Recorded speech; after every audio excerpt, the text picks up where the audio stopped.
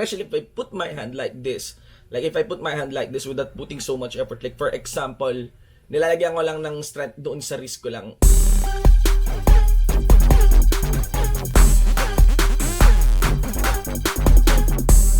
Hi guys, should be the one for an eye. And we are here for a user's review ng ating pinakabagong mouse mula sa Logitech, ang Logitech G502 Lightspeed gaming mouse. Sa ngayon, to give you an idea, itong Logitech G502, talagang ano na siya, sikat na talaga siyang gaming mouse. Kilala na siyang gaming mouse. It is hailed as the #1 best-selling gaming mouse sa mundo.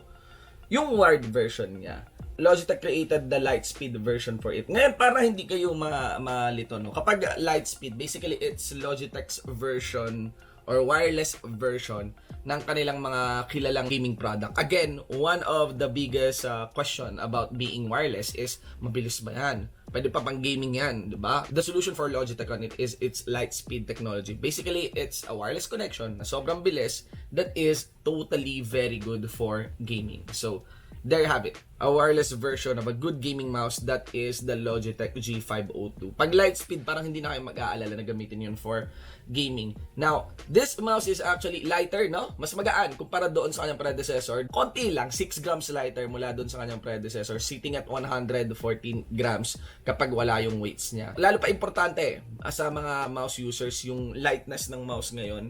And curious ako kasi my personal, sa akin lang talaga yun, my personal preference when it comes to mouse ay mabigat. That's why I actually have all the weights here on the mouse installed, no? So yes, it's 114 grams, but you have the option to actually install all the weights here, which is composed of 4 pieces na 2 grams, and dito rin sa may mismong mount niya ay pwede ka maglagay ng 2 pieces na 4 grams, no? Pero what I have here is actually the charging dock para doon sa Logitech G Power Play. So, yes, compatible siya para sa Logitech G Power Play. Ngayon, what is Logitech G Power Play? It's basically a product, no, and technology mula sa Logitech, kung saan yung mousepad ko dito is the main charging unit na para sa mismong wireless mouse ko, no? Yun nga, so the idea is parang mismong mousepad mo, siya yung wireless charger ng wireless mouse mo. So, sobrang lupit nun kasi hindi mo na kailangan ikabit or i-plug yung wire dito sa may mismong mouse. Like, as simple as putting it on the mousepad, simply assures you na forever nang gagana lagi yung mouse mo kasi naka-battery siya. And do not worry about those radiation thing. Kasi na-test na to,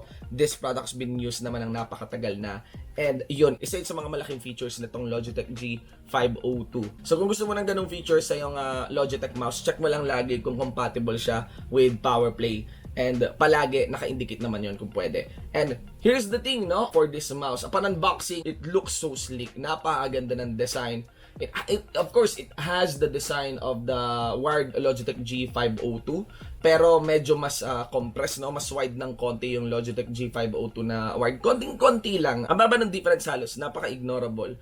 And of course, sa may bandang baba, ayun na nga, nakakatuwa yung cover niya for the weights and yung idea of actually installing the weights within the mouse. So, again, marami sa atin na uso ngayon yung lighter mouse. Ako mas preferred ko talaga yung heavier mouse. I feel like mas pang gaming siya, mas mataas yung level of control mo. Although yes, nakakapagod gamitin. Pero siguro dahil kaya ang impression ko mas okay sa akin yung mga mabibigat na mouse kasi nasanay ako sa light mouse tulad ng A4 Tech And from here, one of the best part here is on top of this amount here is that pwede mo ring ilagay yung receiver para itago sa may mismong mouse. And that's some good management there, di ba? Parang practical placement din nung receiver. Para hindi rin mawala, lalo pa ang liliit ng mga receiver natin. Going back with the design, matte black, syempre, ang ganda ng texture. Pagdating naman doon sa gilid, makikita mo yung triangular designs niya that serves its purpose para may maganda kang grip onto the side.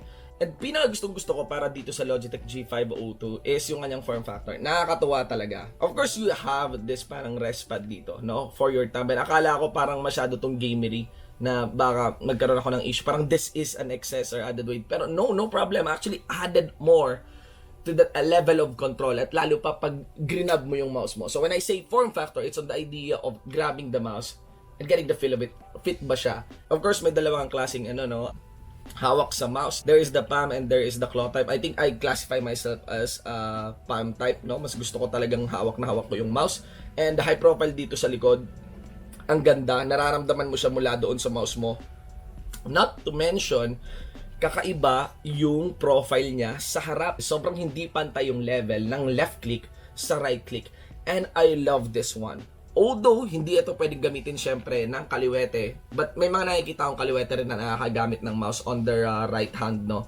Pero, ang ganda nung idea na pinag-iba nila yung level ng left click sa right click because that is the natural placement of your hand. Now, if I put my hand like this, no, tapos for example, nilalagyan ko lang ng strength yung wrist ko lang, not putting much effort and energy dun sa mga fingers ko, makikita mo yung natural placement talaga ng kamay natin na yung trend ng finger is pababa. And I love this kasi yung paghawak mo talaga dun sa mouse mo is napaka-natural at parallel doon sa parang natural position ng hands mo when they are on resting position. So maybe kasi nanggaling ako sa G903, no, and parang even though I put a lot of weight on this guy compared doon sa G903, parang mas magaan siya para sa akin.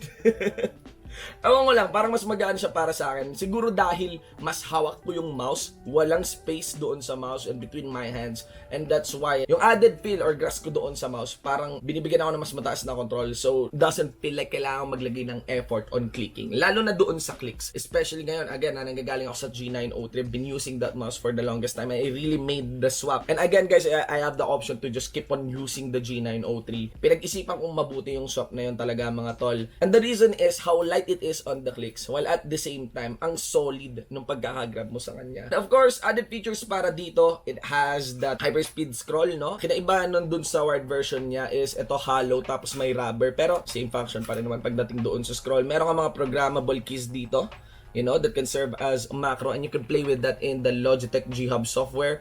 And isa sa talagang tuwa ako. Pero marami ng mouse may ganito, sa totoo lang, is this DPI switch, no, na nandito. So you can set up the DPI speeds using the keys sa may tabi ng left mouse. But once you've selected the DPI speed na parang gagamitin mo talaga palagi, there are instances talaga that you'd want to quickly switch to a certain DPI, lalo na sa mga FPS games. And I love it. This is the switch for it. Itong DPI switch na to. Lalo na pag nag-aim ka, tumututok ka. For example, nag-ADS ka, diba? Tapos nakatutok ka na. And you'd want a DPI na mas steady pa talaga than the one that you're currently using. Despite your low sensitivity already, you can use this switch as you aim. Take some practice in actually pressing this as you aim.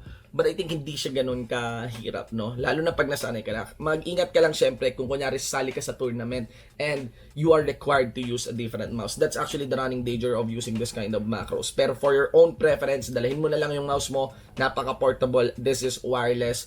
And yeah, play at the top of your game. What else? Of course, you can play around with the RGB on this guy. It has the Logitech G logo sa kanyang pinaka main body. Files for it. I mean, depende pa kung anong laro or anong application yung nakaraan at pinagagamitan ng mouse mo. And again, also to add on to the macros and commands that you can put on this mouse, you can add so many stuff. Even the most simple commands na ginagamit sa mismong PC can be programmed onto this mouse just using the Logitech G5 software. Siyempre, to those extreme situations then, the maximum DPI na pwedeng accommodate na tong mouse na to is up to 16,000 DPI. That's from 100 to 16,000 DPI. That is crazy.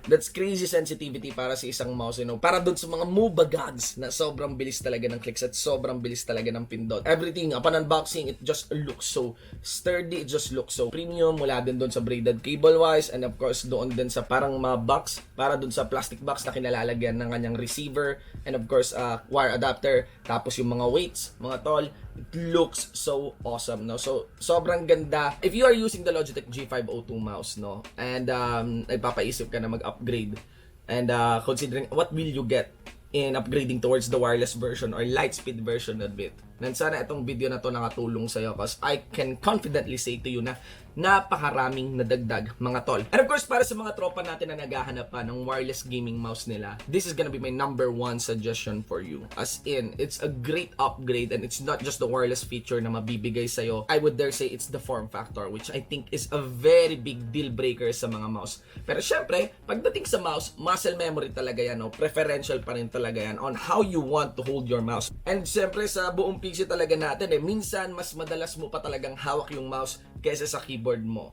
And yeah, the Logitech G502 is now in the Philippines, and you can actually order it in Lazada through the Logitech G flagship store, no? It will cost you 8,450 pesos, and i-follow nyo na rin syempre yung Lazada flagship store, to know of the ongoing promotions and offerings. Ba makakuha pa kayo ng mga vouchers and discount. At syempre, binabati natin ng malaki ang Logitech G Philippines dahil itong review na to ay ginawa in partnership with them. That has been our review para sa Logitech G502 Lightspeed wireless gaming mouse. And I'm Shibu with the one for an eye. Always saying na lahat kayong manlalarong Pilipino, laban lang.